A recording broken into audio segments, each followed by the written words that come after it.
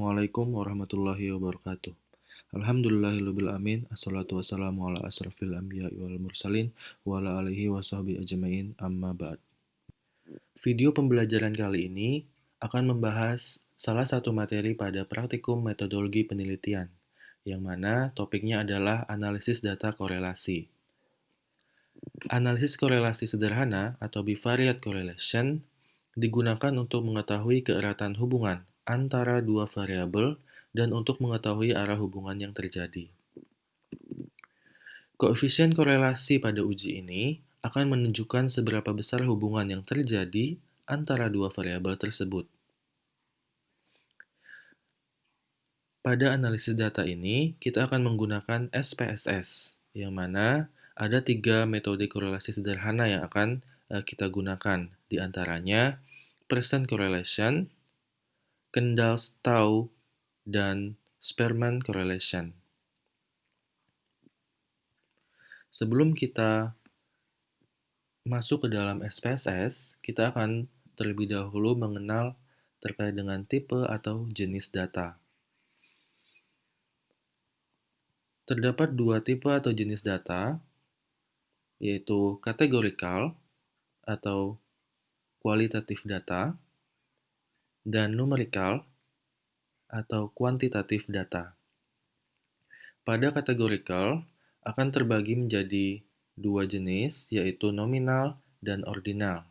Sedangkan pada numerikal akan terbagi menjadi interval dan rasio. 4 data ini dapat juga disebut sebagai skala pengukuran, di mana agar lebih mudah mengingatnya, kita bisa menggunakan akronim NOIR, N-O-I-R. Nah, kita akan coba bahas satu persatu dari data skala pengukuran tersebut. Yang pertama adalah data nominal. Data nominal adalah data yang tidak memiliki tingkatan atau jenjang. Jadi pada data nominal ini dia bersifat kategorikal dan tidak dapat dihitung. Contohnya, warna, jenis kelamin, ras, agama, dan lain sebagainya. Pada warna merah tidak lebih baik dibanding dengan warna kuning. Jadi dia tidak memiliki tingkatan dari satu dan yang lainnya. Atau jenis kelamin, laki-laki tidak lebih baik daripada perempuan, dan seterusnya. Selanjutnya adalah data ordinal. Data ordinal adalah data yang memiliki urutan atau tingkatan. Nah, data ordinal sama seperti data nominal, dia bersifat kategorikal, dan dia tidak dapat dihitung, dia tidak memiliki nilai matematis. Tapi bedanya tadi adalah dia pada data ordinal, dia memiliki urutan atau tingkatan. Contohnya, tingkat kepuasan, tingkat pengetahuan, jenjang pendidikan, tingkat kualitas hidup, dan lain sebagainya. Pada jenjang pendidikan misalnya, SD itu lebih rendah dibanding dengan SMP. Di atasnya SMP ada SMA. Selanjutnya di atas SMA ada perguruan tinggi. Jadi pada data ordinal ini bukan berbentuk angka, namun dia memiliki urutan atau tingkatan. Contoh selanjutnya adalah tingkat pengetahuan. Ada tingkat pengetahuan yang tinggi, ada tingkat pengetahuan sedang, atau tingkat pengetahuan yang rendah. Jadi dia memiliki jenjang. Selanjutnya adalah data interval. Nah, data interval ini adalah data salah satu dari jenis data numerik, di mana dia mirip dengan ordinal, yaitu memiliki jenjang, namun perbedaannya adalah pada data interval itu dapat dijelaskan secara matematis atau berbentuk angka. Namun, dia tidak dapat dilakukan operasi matematis. Maksudnya di sini adalah data interval tidak dapat ditambah, dibagi, atau dikalikan. Nah, selain itu, data interval tidak dimulai dari nol atau dia tidak memiliki nol absolut. Contohnya adalah suhu ruangan atau suhu badan. Suhu ruangan pada angka 0 tetap memiliki nilai atau makna. Berarti suhu ruangan itu adalah 0. Seperti itu. Bahkan dia bisa sampai minus suhu ruangan. Jadi dia tidak memiliki 0 absolut, tidak berhenti di 0. Dia meskipun 0 tetap memiliki makna atau nilai. Selanjutnya adalah data rasio. Nah, data rasio ini mirip dengan data interval, di mana dia adalah salah satu dari jenis numerikal. Namun perbedaannya adalah data rasio dapat dilakukan operasi matematis, jadi dia bisa dibagi, bisa ditambah, dikali, seperti itu. Dan data rasio memiliki em, nol absolut atau dimulai dari 0 poin. Contohnya adalah upah karyawan, berat badan, tinggi badan, jumlah mobil yang terjual, dan lain sebagainya. Pada berat badan, apabila berat badan seseorang angkanya 0, ya berarti dia tidak memiliki berat badan, seperti itu. Jadi, dia memiliki nilai nol absolut, di mana eh, apabila nilainya 0, ya berarti dia tidak memiliki nilai, seperti itu. Sebagai ilustrasi, coba kita lihat dari hasil pengamatan berikut. Nah, di sini ada beberapa jenis data hasil pengamatan. Ada jenis kelamin dan agama. Ini adalah data nominal, di mana laki-laki tidak lebih tinggi dibanding perempuan dan sebaliknya. Begitu juga dengan agama, Islam tidak lebih baik dibanding dengan Buddha dan sebaliknya. Lalu di sini ada data ordinal, di mana dia data yang berjenjang. SD lebih rendah dibanding SMP. SMA lebih tinggi dibanding dengan SMP dan SD. Jadi dia memiliki jenjang. Begitu juga dengan pendapatan dan frekuensi jajan. Ada tinggi, sedang, rendah, sering, kadang-kadang, atau jarang. Jadi dia memiliki jenjang. Nah, data ordinal dan nominal ini masuk ke dalam data kategorikal. Selanjutnya adalah data yang berupa angka atau jenis data numerik.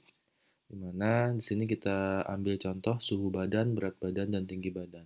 Nah, tadi sebelumnya sudah kita bahas bahwa pada suhu atau data interval itu dia tidak memiliki nol absolut.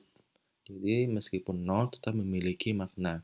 Nah, di sini selain itu juga dia tidak bisa dioperasi matematiskan. Maksudnya sini misalnya saya memiliki suhu badan 40 derajat Celcius. Nah, eh, tidak dapat disamakan dengan ada dua orang yang memiliki suhu badan 20 derajat Celcius. Meskipun ditambahkan dua orang dengan suhu badan 20 derajat Celcius, itu tidak sama dengan saya yang memiliki 40 derajat Celcius. Jadi dia tidak bisa dilipat gandakan atau dikalikan dengan angka yang lain. Nah, beda halnya dengan berat badan atau tinggi badan. Nah, pada berat badan atau tinggi badan atau data rasio, data ini dapat dilipat gandakan atau dioperasi matematiskan. Contohnya, misal berat badan saya adalah 50 kg. Dapat kita sampaikan bahwa 2 kali lipat dari 50 kilogram ini adalah 100 kilogram, seperti itu. Nah, atau bisa kita ilustrasikan dari dua orang yang memiliki 25 kilogram berat badan, itu sama dengan beratnya dengan saya, yang mana beratnya adalah 50 kilogram. Jadi dua orang yang memiliki berat masing-masing 25 kilogram, ditambahkan seperti itu ya. Nah, nanti akan sama beratnya dengan saya yang memiliki berat 50 kilogram. Jadi pada data rasio ini memiliki dapat dilakukan operasi matematis seperti itu. Jadi itu adalah perbedaan dari data interval dan data rasio. Baiklah, selanjutnya kita akan memasuki topik inti pada video pembelajaran kali ini, yaitu analisis korelasi data numerik. Pada topik ini akan dibahas analisis korelasi sederhana dengan metode Pearson atau sering disebut product moment Pearson. Nilai korelasi berkisar antara 1 sampai minus 1. Nilai semakin mendekati 1 atau minus 1 berarti hubungan antara dua variabel semakin kuat. Sebaliknya, nilai mendekati 0 berarti hubungan antara dua variabel semakin lemah. Nilai positif menunjukkan hubungan antara X dan Y yang searah, dan nilai negatif menunjukkan hubungan terbalik, yaitu X naik maka Y turun. Nah, di sini saya sudah menyediakan contoh kasus yang akan kita gunakan sebagai pemantik pada proses analisis korelasi yang akan kita lakukan selanjutnya. Contoh kasusnya adalah seorang peneliti bermaksud untuk menghubungkan antara pengetahuan tentang cuci tangan 6 langkah dengan kemampuan atau keterampilan dalam mempraktikannya. Di sini terlihat dua variabel, ada variabel bebas atau independennya, yaitu pengetahuan tentang cuci tangan 6 langkah yang dimiliki perawat. Dan variabel terikat atau variabel dependent adalah kemampuan atau keterampilan dalam mempraktikkan cuci tangan 6 langkah yang dimiliki perawat. Nah, di sini juga tersedia hipotesis, ada hipotesis nol dan hipotesis alternatif, di mana hipotesis nolnya adalah tidak terdapat hubungan antara kedua variabel.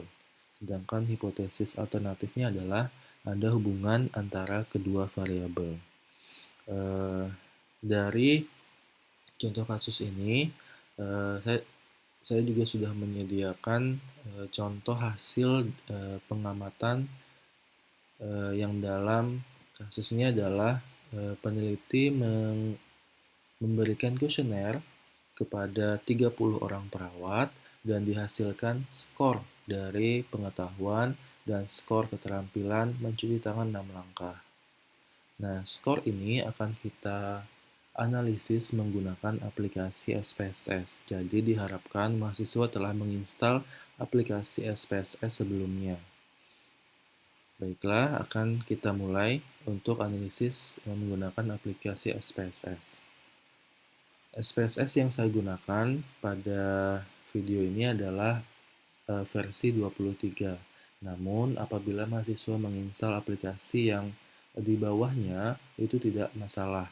Karena pada aplikasi yang lebih tinggi itu hanya terdapat penambahan fitur. Namun pada kasus kita itu tidak terlalu berbeda, jadi sama pengoperasiannya seperti itu. Nah, untuk SPSS ini terdapat dua tab, ada data view dan variable view. Yang pertama kali akan kita isikan adalah tab variable view. Nah, di sini kita masukkan pada name-nya adalah variable X dan variable Y. Untuk yang selanjutnya kita biarkan saja. Mari 8, 2. Nah, di label kita masukkan variable X adalah variabel independen atau variabel bebas, yang mana yang akan kita masukkan adalah skor pengetahuan. Sedangkan variabel Y itu adalah label dari skor variabel independen atau variabel terikatnya, yaitu skor keterampilan. Apabila sudah, kita biarkan yang nilai selanjutnya dan kita lihat ke measure.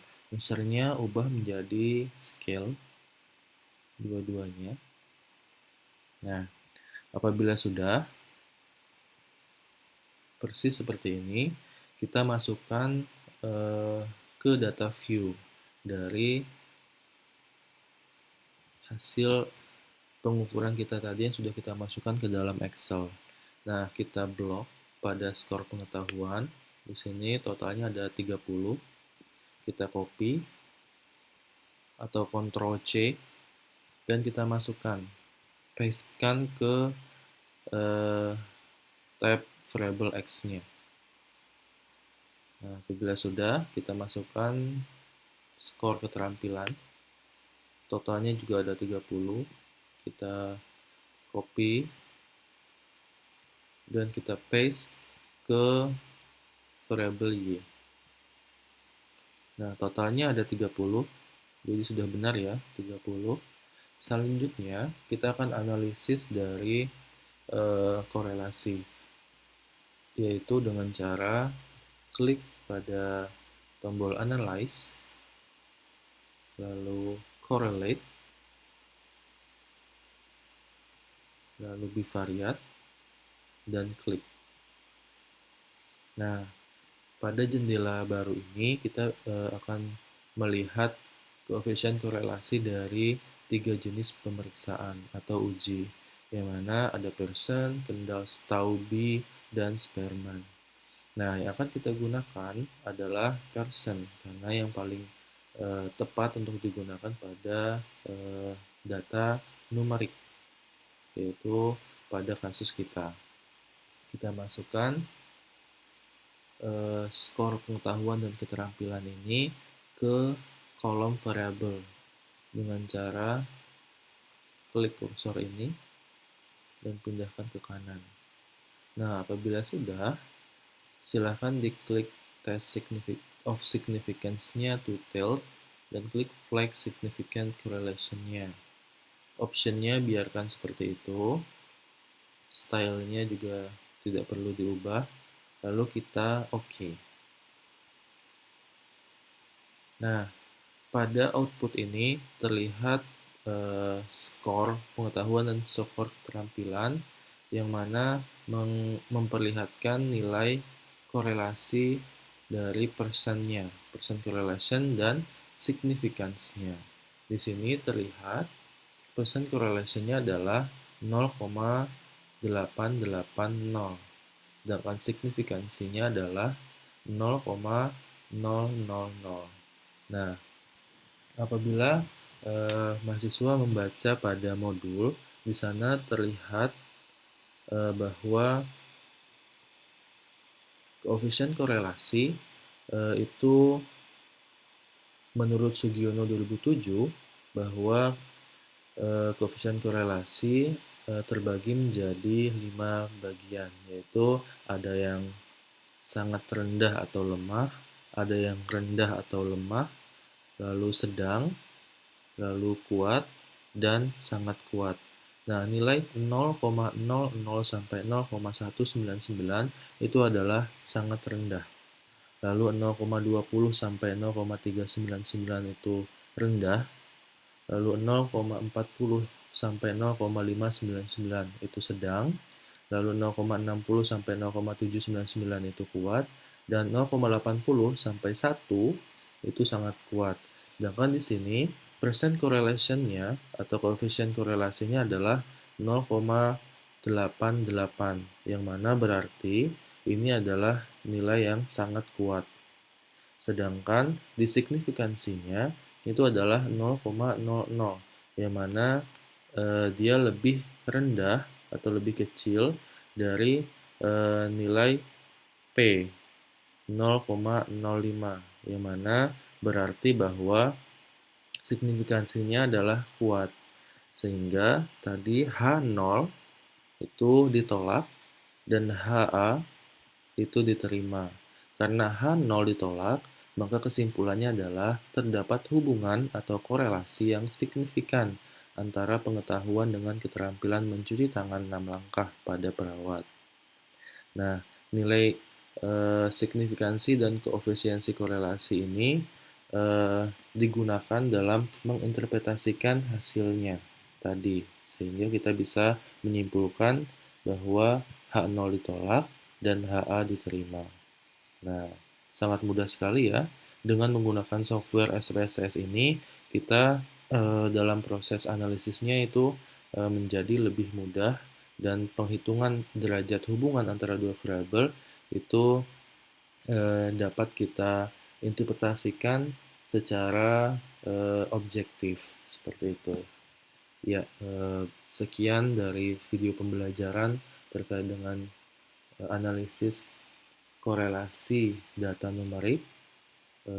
Terima kasih atas perhatiannya. Wassalamualaikum warahmatullahi wabarakatuh.